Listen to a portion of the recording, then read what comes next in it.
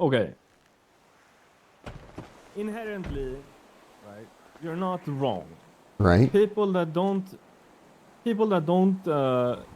appreciate or understand or follow the vibe of LSPD probably shouldn't be in the LSPD. Okay, can we get that out of the way? Yep.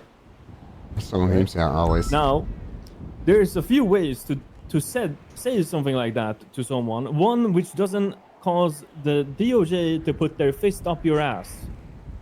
Which one was the one you chose?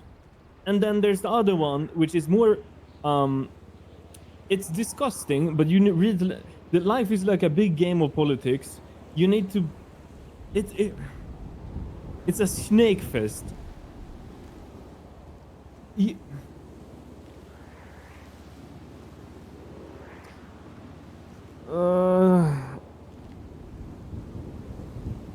Okay. So that backfired. And now the DOJ are up our ass. Because this is the second person that has been threatened and or have been fired. What? Who else? Bell? Yeah, I mean, Bell was operating maliciously and trying to sabotage what Moss and I were doing before anyone ever... Yeah, okay, that wasn't malicious. I'm not saying this is malicious either. But, like, from the optics, right?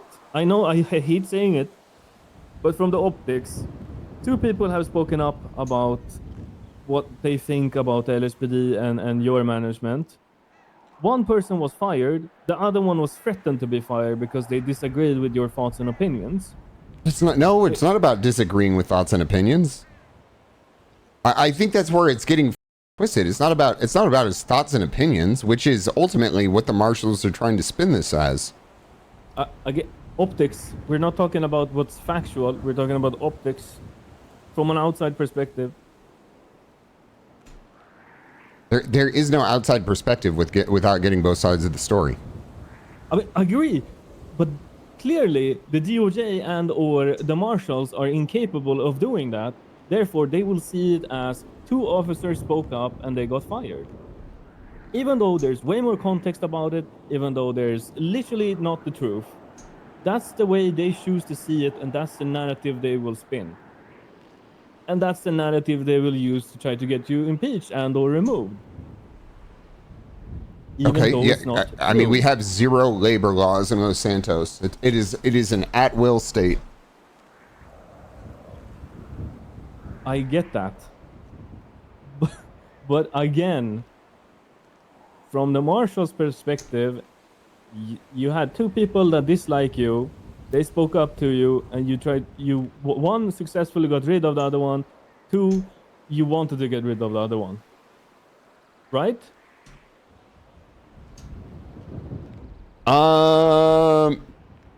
Listen, I'm not agreeing on the sake of optics. I'll agree to disagree. It's not optics. It's like, why are we firing these people? It's like they're causing issues inside of the LSPD. Again, I fully agree. I fully understand that. But continue. I do understand your perspective on where you're coming from, though. I guess I should say. I agree. We shouldn't have officers that are trying to impeach the high command. Like, it's cuckoo, right? But from the Marshals' perspective, and they have said this at multiple occasions, where they're saying it in such a way that sounds you heard it on the audit, right? They use the same sort of rhetoric where they said, we are going to be conducting an audit where you as an officer anonymously can speak your mind without the fear of being fired for your thoughts. That's what they said yesterday.